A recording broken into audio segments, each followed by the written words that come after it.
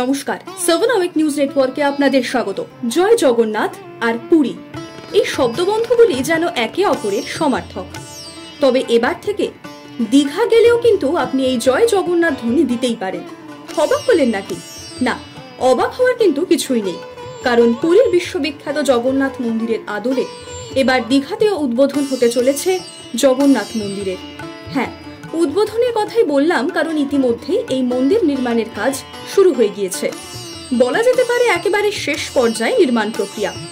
2018 সালে এই মন্দির তৈরির ঘোষণা করেছিলেন রাজ্যের মুখ্যমন্ত্রী মমতা বন্দ্যোপাধ্যায়। তারপর থেকেই মন্দির নির্মাণের জন্য শুরু হয় জমির খোঁজ। শেষমেশ নিউ দীঘা স্টেশন সংলগ্ন নন্দকুমার 116B জাতীয় সড়কের পাশে তৈরি হচ্ছে দীঘার এই নতুন আকর্ষণ।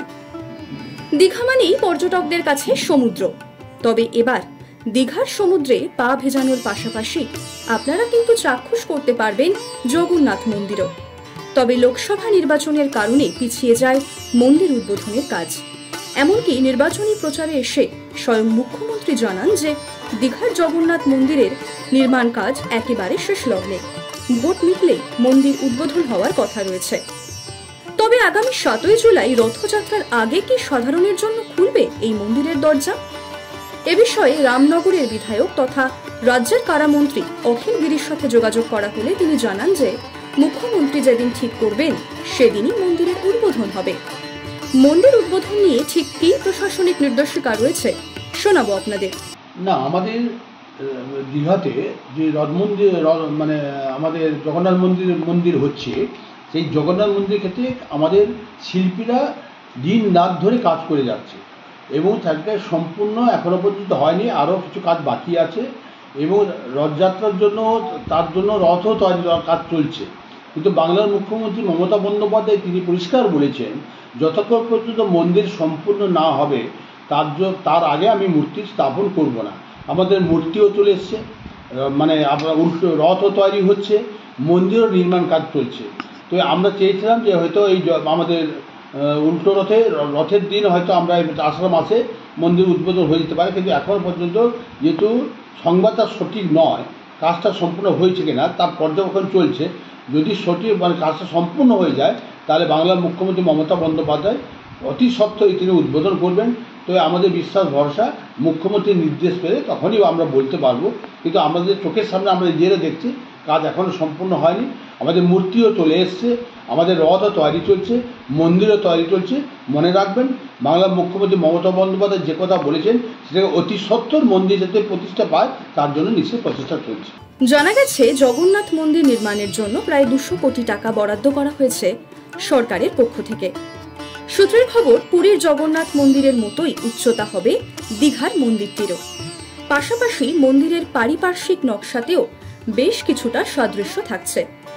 যেমনটা আপনারা শুনছিলেন, মন্দিরের কাজ এখনো কিছুটা বাকি থাকলেও রথযাত্রা উপলক্ষে ইতিমধ্যেই রথ নির্মাণের কাজও শুরু হয়ে গিয়েছে। সেই সঙ্গে চলে এসেছে জগন্নাথ দেব ও তার ভাই বোনেদের মূর্তিও। তবে এবার শুধু মন্দির উদ্বোধনের অপেক্ষা। সাধারণের জন্য মন্দিরের দরজা খোলার পর এই মন্দির যে পর্যটকদের জন্য এক বিশেষ আকর্ষণ স্থল হয়ে উঠতে চলেছে তা বলাই বাহুল্য।